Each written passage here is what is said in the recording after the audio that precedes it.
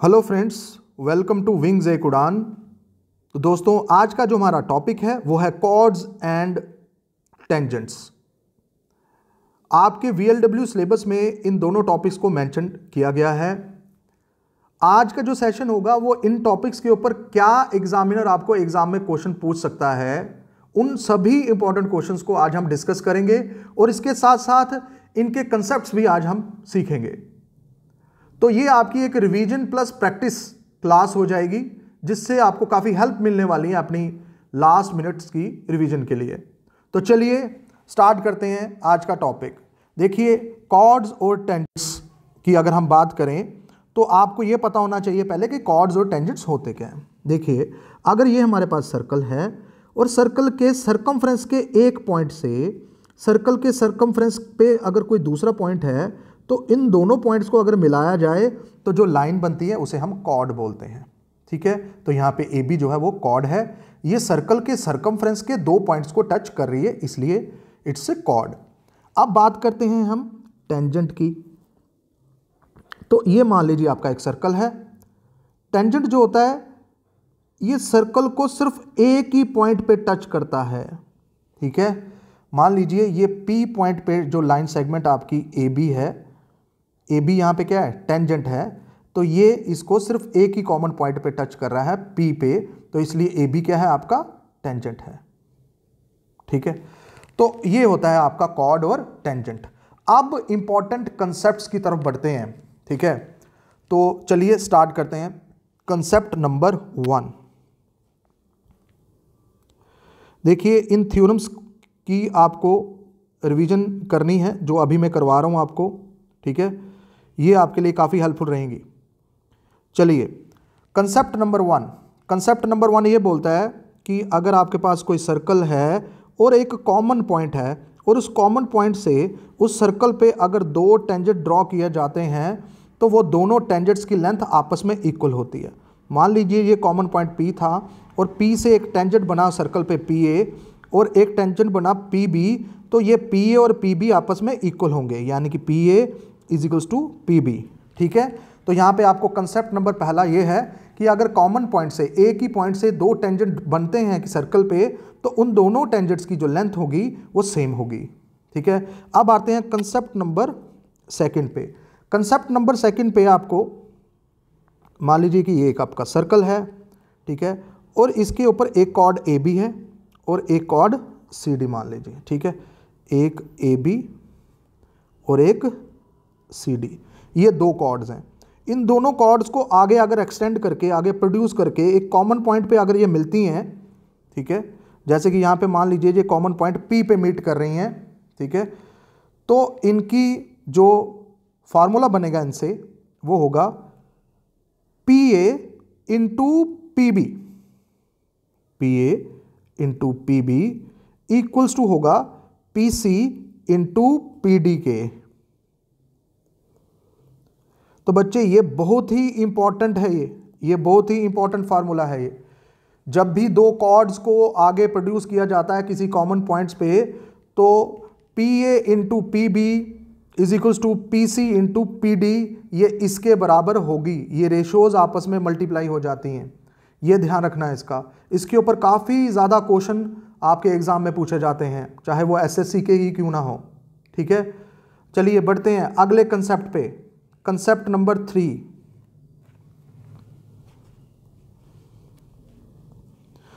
पहले हमने दोनों टेंजेंट्स लिए कॉमन पॉइंट से, फिर हमने दोनों कॉर्ड्स ली कॉमन पॉइंट से। अब एक कॉमन पॉइंट से हम बनाएंगे टेंजेंट और उसी कॉमन पॉइंट से बनाएंगे एक कॉर्ड, और फिर देखेंगे उनमें क्या रिलेशन होता है। ठीक है, एक सर्कल बनाया हमने ये, और एक कॉमन पॉइंट हम ले लेते हैं यहाँ पे P, और इस P से एक टेंजेंट बना आपका, और टेंजेंट रख लेते हैं PT। ठीक है, और इसी कॉमन पॉइंट से एक कॉर्ड बनेगी आपकी AB। ठीक है, इसका नाम मैं रख लेता हूँ ये A और ये B। ठीक है, तो यहाँ पे क्या होगा, इसमें एक रिलेशन बनेगा कि टेंजेंट की लेंथ का स्क्वायर वो equals to PA into PB के इक्वल होगा। PA इंटू PB के इक्वल होगा। तो ये भी काफ़ी इंपॉर्टेंट कंसेप्ट है, इंपॉर्टेंट फार्मूला है, इसको भी आपको ध्यान में रखना है इस कंसेप्ट को। ठीक है, अब बढ़ते हैं अगला कंसेप्ट। अगला कंसेप्ट है आपका अल्टरनेट सेगमेंट थ्योरम।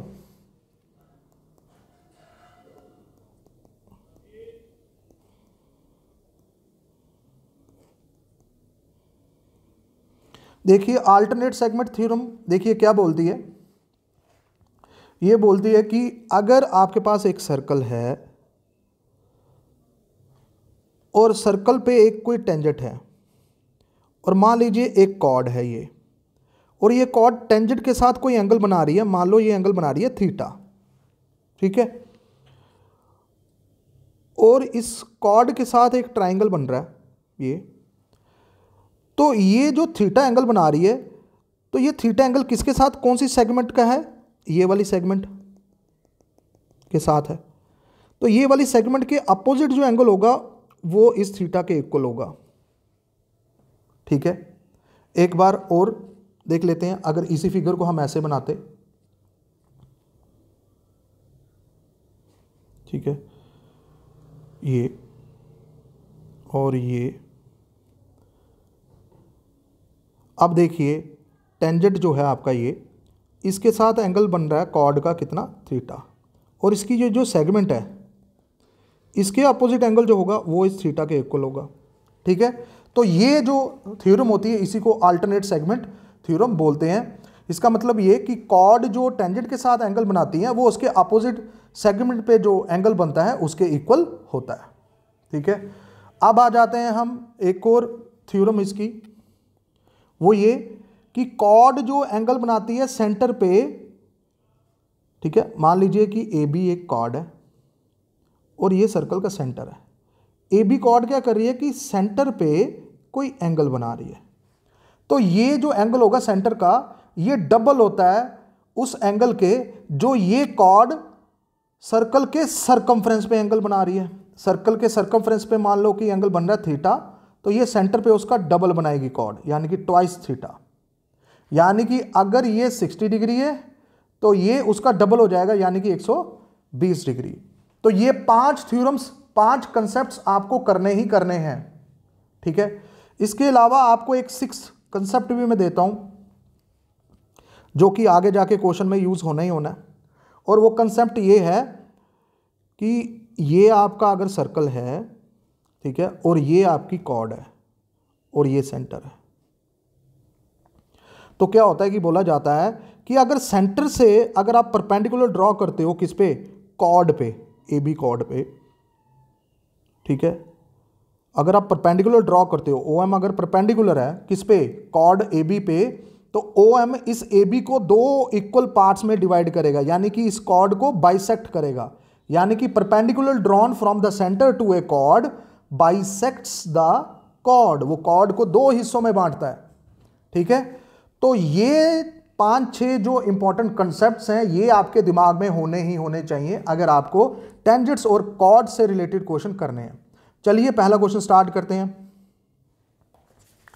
देखिए यहां पे आपको दिया हुआ है कि पी क्यू की लेंथ दी हुई है कितनी, 12 सेंटीमीटर, ठीक है, और बी क्यू आपको दिया हुआ है कितना, 8 सेंटीमीटर, ठीक है, और आपको ए बी की लेंथ निकालनी है,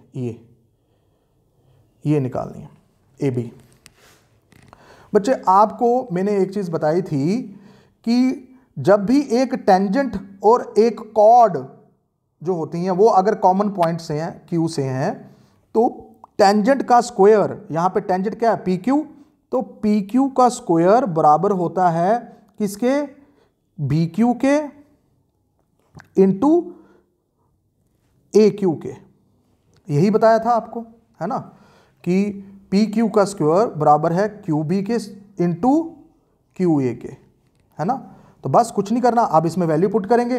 पी क्यू की वैल्यू आपको दी हुई है 12, तो यहाँ पे 12 का स्क्वायर, और बी क्यू की वैल्यू दी हुई है 8, और ए क्यू को आपने यहाँ से निकालना है, ठीक है, ए क्यू, लेकिन निकालना तो आपको ए बी है, ठीक है। तो हम क्या करेंगे, ए क्यू में से क्या करेंगे, बी क्यू माइनस करेंगे तो आपका ए बी निकल आएगा, ठीक है। चलिए यहाँ पे 144 आ गया 12 का स्क्वायर, और 8 यहाँ पे मल्टीप्लाई हो रहा था, दूसरी जगह जाएगा तो डिवाइड हो जाएगा, और यहाँ पे आपका ए क्यू निकल आएगा। ठीक है, 8 इसको कट करेगा 18 से, तो आपका बच्चे ए क्यू जो है वो 18 सेंटीमीटर आ गया।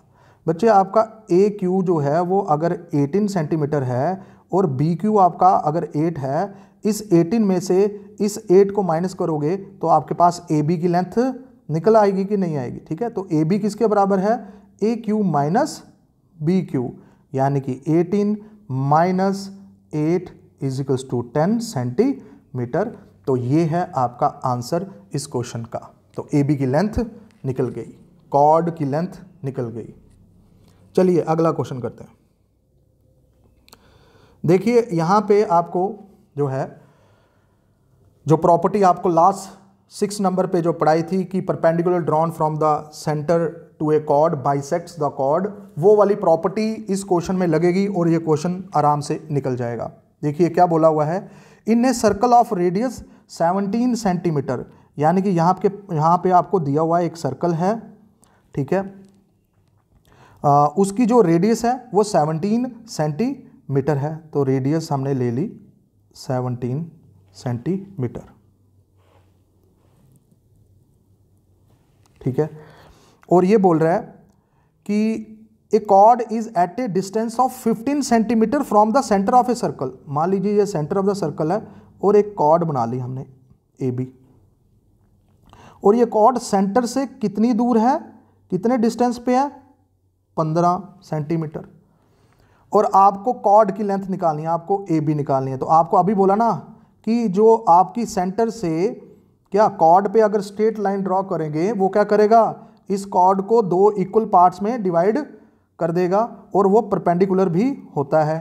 ठीक है, तो भाई ये परपेंडिकुलर है आपका, क्योंकि डिस्टेंस है उसका बिल्कुल सेंटर से ये कॉर्ड से, तो ये 90 डिग्री का एंगल बनाएगा।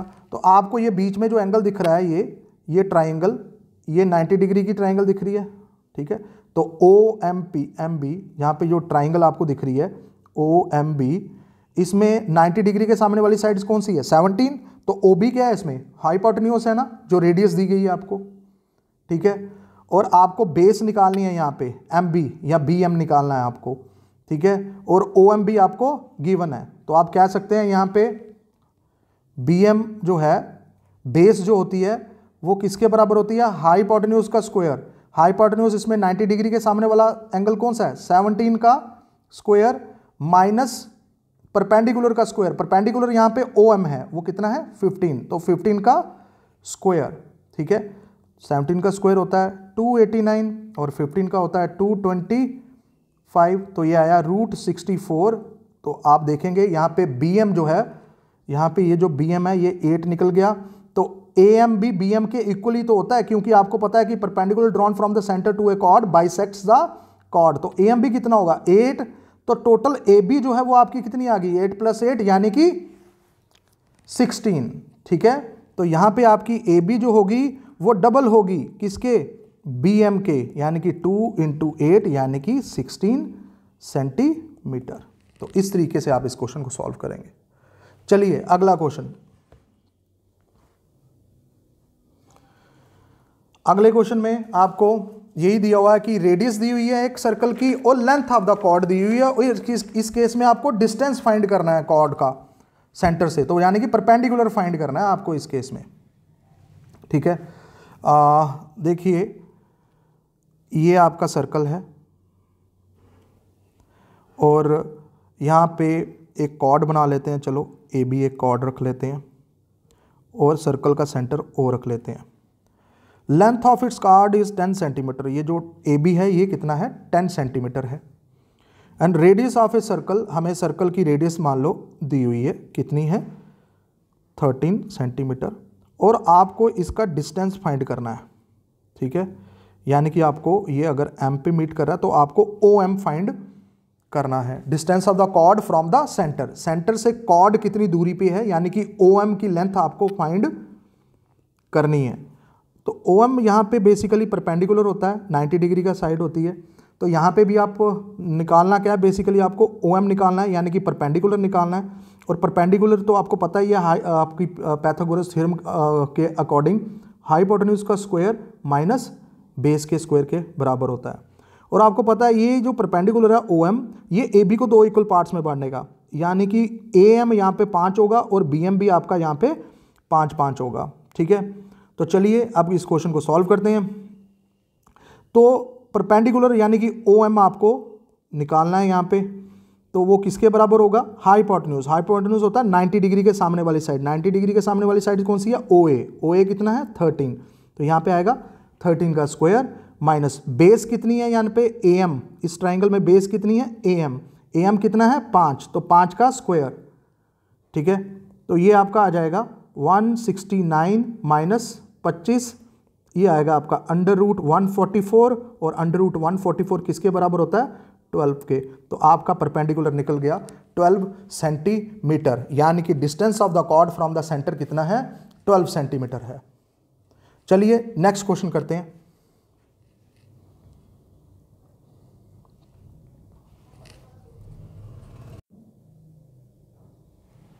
तो चलिए इस क्वेश्चन में अगर हम देखेंगे, यहाँ पे आपको एक फिगर दी हुई है। ठीक है, फिगर में आपको देखेंगे यहाँ पे एक पॉइंट ये C है, तो PC दिया हुआ आपको 9 और PA दिया और CA दिया हुआ है यहाँ पे 5, और PD 7 है और BD X है। तो आपको यहाँ पे BD की वैल्यू निकालनी है। बच्चे आपको देखा हुआ है कि दोनों के दोनों क्या हैं? दोनों के दोनों कॉर्ड्स हैं। ठीक है, और ये कॉर्ड्स जो हैं ये कॉमन एक्सटर्नल पॉइंट से बनाए गए हैं, यानी कि इनका जो एक कॉमन पॉइंट मीटिंग पॉइंट है P, वहां पे ये मीट करते हैं। तो इस केस में आपको स्टार्टिंग में ही मैंने बताया था कि जब भी कॉर्ड्स मीट करते हैं तो उनमें एक फार्मूला बनता है क्या? PC into PA, PC into PA is equals to PD into PB।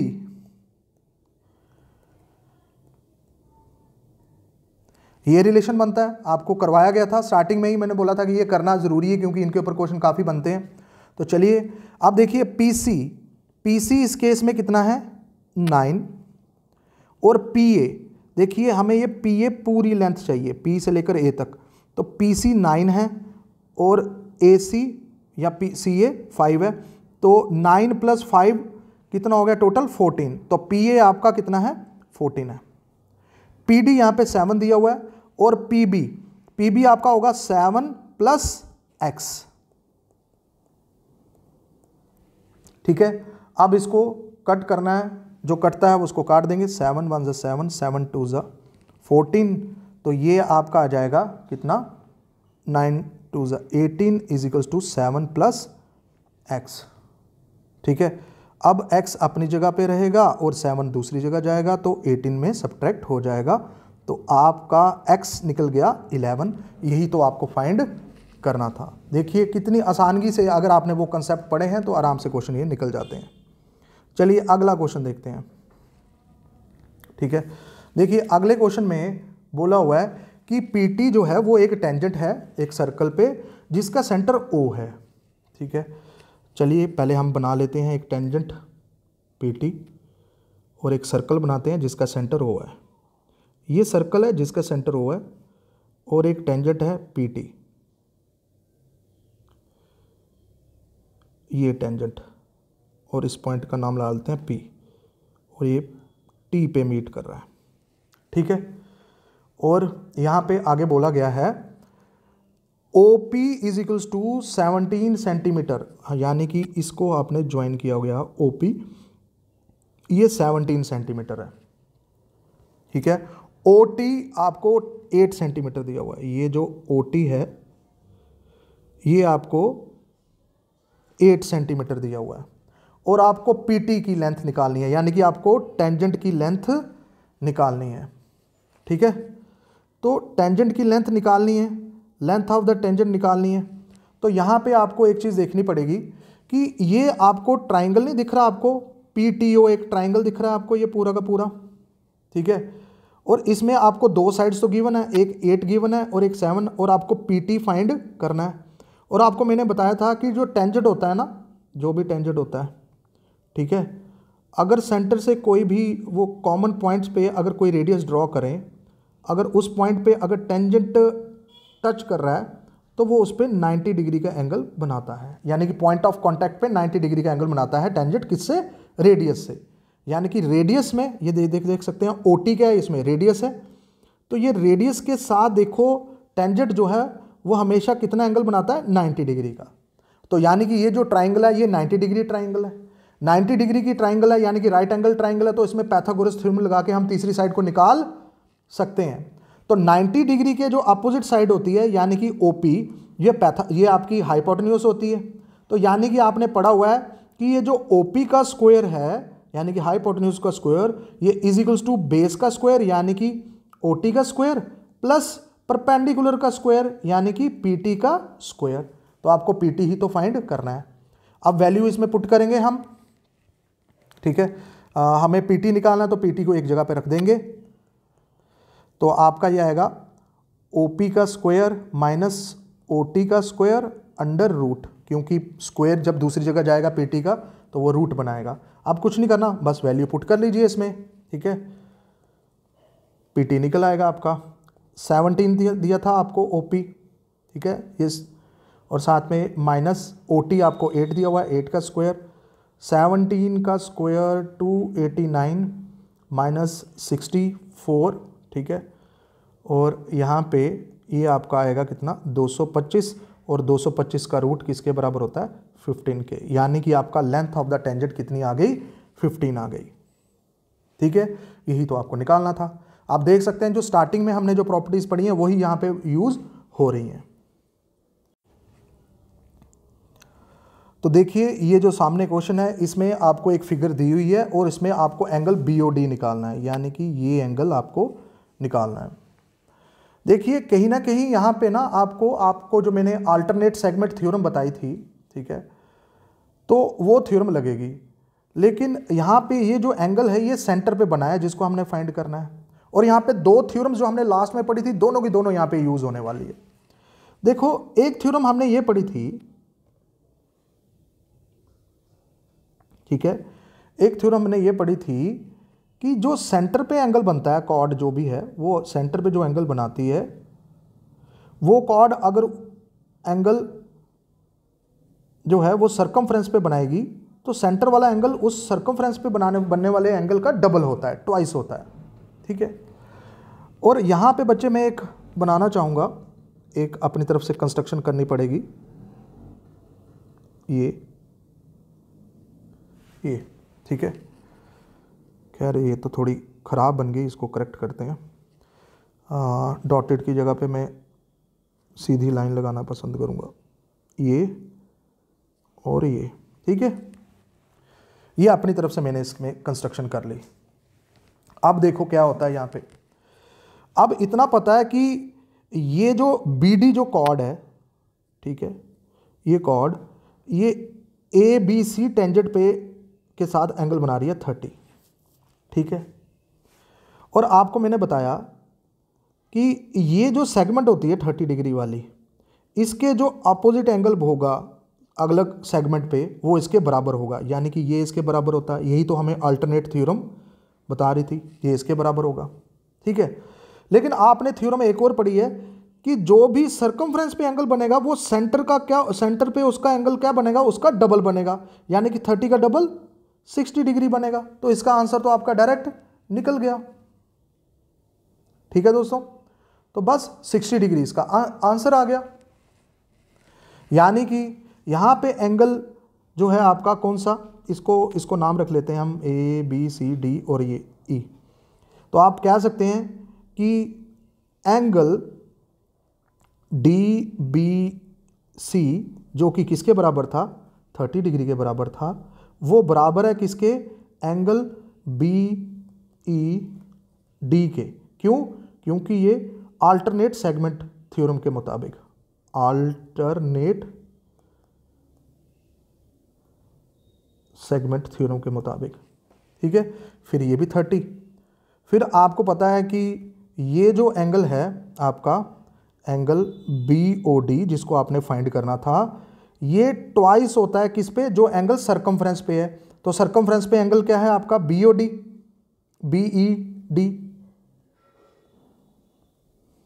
ठीक है। और BED तो आपने निकाला हुआ है अल्टरनेट सेगमेंट से 30 डिग्री के, तो ये किसके बराबर है, 60 डिग्री के बराबर है। ठीक है, तो ये मैंने इसको डिटेल में लिखा, अदरवाइज इसको लिखने की भी ज़रूरत नहीं है, आपको डायरेक्ट माइंड में ही इसको करने की कोशिश करनी है। चलिए अब आगे बढ़ते हैं, अगले कुछ इंपॉर्टेंट टॉपिक्स को पढ़ते हैं, थ्योरम्स को। तो अब जो क्वेश्चन करने वाले हैं हम आगे, वो हम करेंगे लेंथ ऑफ द टेंजेंट निकालने के, तो उसके लिए हमें कुछ कंसेप्ट्स और पढ़ने पड़ेंगे। ठीक है, अब उसके लिए कंसेप्ट है आपका, अगर कोई दो सर्कल एक दूसरे को इंटरनली इंटरसेक्ट कर रहे हैं, ठीक है, यानी कि एक सर्कल आपका ये है और एक सर्कल आपका ये है, ठीक है, इसकी रेडियस मान लो कि R2 है और इसकी रेडियस मान लो R1 है, और दोनों के एक का सेंटर O1 है, एक का सेंटर O2 है, और अगर आपको दोनों के सेंटर का डिस्टेंस निकालना है, यानी कि O1 O2 दोनों के सेंटर्स का डिस्टेंस, ठीक है, तो वो होगा क्या बच्चे, आपका ये जो R1 बड़ी वाली रेडियस है उसमें से R2 माइनस करोगे तो O1 O2 की लेंथ, यानी कि दोनों के सेंटर्स का जो डिस्टेंस है वो निकल जाएगा। ठीक है, यानी कि इस केस में R1 माइनस R2 होगा अगर सर्कल एक दूसरे को इंटरनली इंटरसेक्ट कर रहे हैं। ठीक है, तो ये टेंजेंट भी दोनों का एक कॉमन आ जाएगा। ठीक है, दूसरा पॉइंट बच्चे, अगर सर्कल एक्सटर्नली एक दूसरे को टच कर रहे हैं, ठीक है, ऐसे, तो इसमें इसकी रेडियस मान लो कि R1 है और इसकी रेडियस मान लो R2 है, इसका सेंटर O1, इसका सेंटर O2 मान लो, तो दोनों के जो, अगर एक तो टेंजेंट बोलूँगा तो एक टेंजेंट इसमें ये बन सकता है, एक कॉमन टेंजेंट इसमें ये बन सकता है और एक कॉमन टेंजेंट इसमें ये बन सकता है। पहले वाली फिगर की अगर बात करें तो उसमें सिर्फ एक टेंजेंट बन रहा है, नंबर ऑफ टेंजेंट्स 1 बनेंगे। इसमें कितने कॉमन टेंजेंट्स बन रहे हैं, 3 टेंजेंट्स बन रहे हैं इसमें। ठीक है, जब एक्सटर्नली मीट कर रहे हैं दोनों सर्कल बाहर से अपने आप को, तो इसमें अगर आपको distance between the two centre, यानी कि D जो होता है वो distance between the two centres, तो यहाँ पे डिस्टेंस जो होगा वो देखो यहाँ से लेकर यहाँ तक का है, तो वो किसके बराबर आ रहा है, R1 प्लस R2 के। ठीक है, इसके बाद अगला कंसेप्ट देखिए, नेक्स्ट जो कंसेप्ट है आपका वो है कि अगर दो सर्कल आपके इस तरीके से हैं, यानी एक दूसरे को टच नहीं भी कर रहे हैं, तो इसमें कितने टेंजेंट्स बन सकते हैं, कॉमन टेंजेंट्स। एक टेंजेंट ये होगा, एक टेंजेंट आपका ये होगा, एक टेंजेंट इसमें कॉमन टेंजेंट ये बनता है, एक कॉमन टेंजेंट ये बनता है। ठीक है, तो इसमें आप देख सकते हैं टोटल 4 टेंजेंट्स बनते हैं इसमें। ठीक है, और इसमें जो क्रॉस की शेप में जो टेंजेंट्स हैं आपके, ठीक है, ये होते हैं ट्रांसवर्स टेंजेंट्स। इन दोनों की लेंथ आपस में इक्वल होगी, यानी कि जितनी लेंथ इसकी होगी उतनी ही इसकी, यानी कि ये टेंजेंट और ये टेंजेंट ये आपस में इक्वल हैं। ठीक है, उसके बाद डायरेक्ट टेंजेंट होते हैं, डायरेक्ट टेंजेंट होते हैं जो एक दूसरे के ऐसे पैरेलल होते हैं ये। ठीक है, एक ये और एक ये 2 टेंजेंट्स भी आपस में क्या होंगे, इक्वल होते हैं। ट्रांसवर्स टेंजेंट्स आर इक्वल और डायरेक्ट टेंजेंट्स भी आपस में इक्वल होते हैं। ठीक है, तो अब इसमें कई बार ना आपको इन टेंजेंट्स की, ट्रांसवर्स टेंजेंट्स की लेंथ निकालने के लिए बोला जाता है। ठीक है, या तो इनकी लेंथ निकालने के लिए बोला जाएगा दोनों की, ठीक है, तो या तो इनकी रेडियस वगैरह, कुछ इस तरीके के क्वेश्चन इस पे ऊपर आते हैं। तो चलिए पहले ट्रांसवर्स की लेंथ निकालते हैं कि ट्रांसवर्स की लेंथ अगर निकालनी हो तो कैसे निकाली जाती है। ठीक है, तो length of direct common tangent निकालते हैं, फिर length of transverse common tangents निकालते हैं। Length of direct common tangents. बच्चे इसके लिए आपको एक फार्मूला याद रखना है कि डायरेक्ट कॉमन टेंजेंट्स की लेंथ निकालनी होगी अगर, तो वो होता है बच्चे अंडर रूट डी का स्क्वायर। डी का स्क्वायर आपको पता ना, distance between the two centres of a circle, ठीक है, दोनों के सेंटर के बीच का डिस्टेंस कितना है, माइनस R1 माइनस R2 का होल स्क्वायर। R1 है और R2 दोनों रेडियस होंगी सर्कल की, ठीक है। उसके बाद ये वाला फार्मूला है डायरेक्ट कॉमन टेंजेंट का। अगर आपको लेंथ निकालनी होगी ट्रांसवर्स कॉमन टेंजेंट की,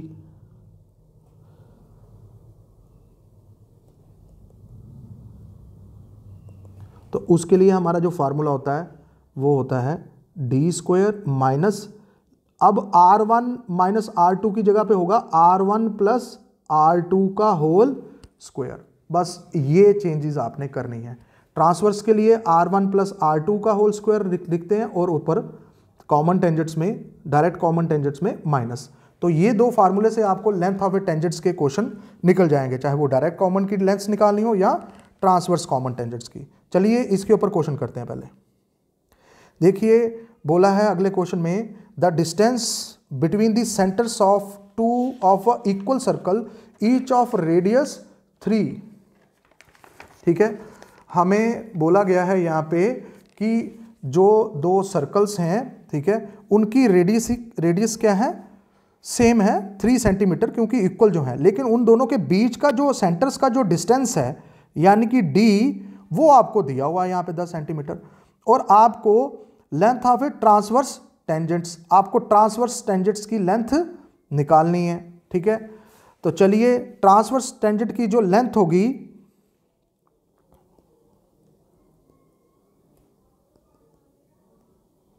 वो आपने अभी पढ़ी, किसके बराबर होती है, डी का square minus R1 plus R2 का होल स्क्वायर, ठीक है।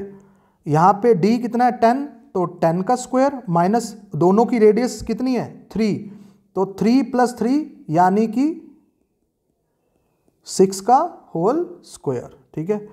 तो यहाँ पे 10 का स्क्वायर 100, 3 प्लस 3 6, तो 6 का होल स्क्वायर यानी कि 36।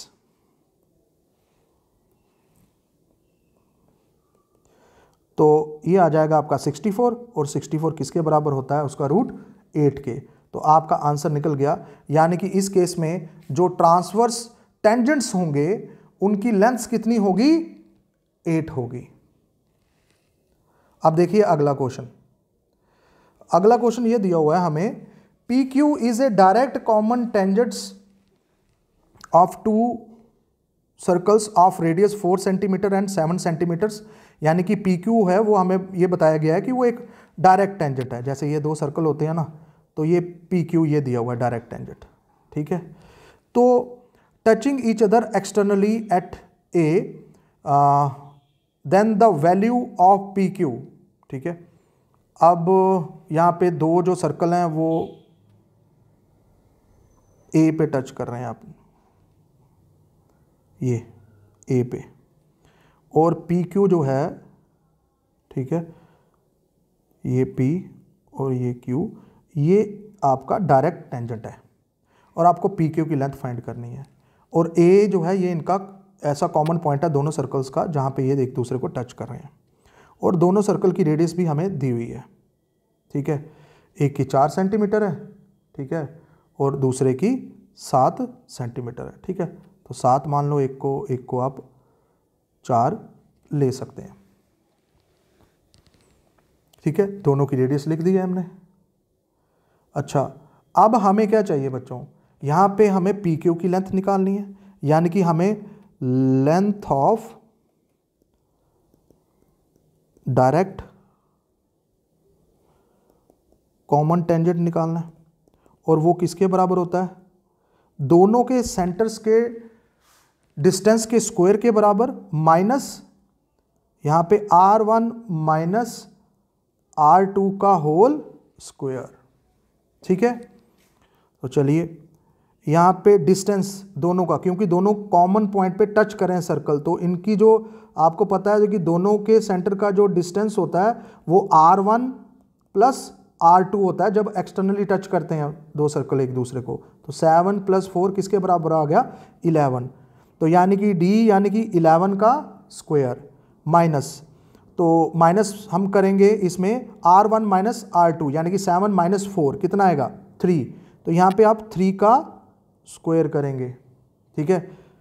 तो 11 का स्क्वायर तो भाई 121 होता है और 3 का स्क्वायर भाई 9 होता है, ठीक है। और इसमें से 121 में से 9 गए तो आ जाता है आपका 112। तो इसका आंसर है √112, ठीक है दोस्तों। तो ये थे आपके आज के इंपॉर्टेंट क्वेश्चंस टेंजेंट्स और सर्कल के, ठीक है। अगली वीडियो में हम और इंपॉर्टेंट क्वेश्चंस के साथ आएंगे, तब तक के लिए इतना ही, बाय।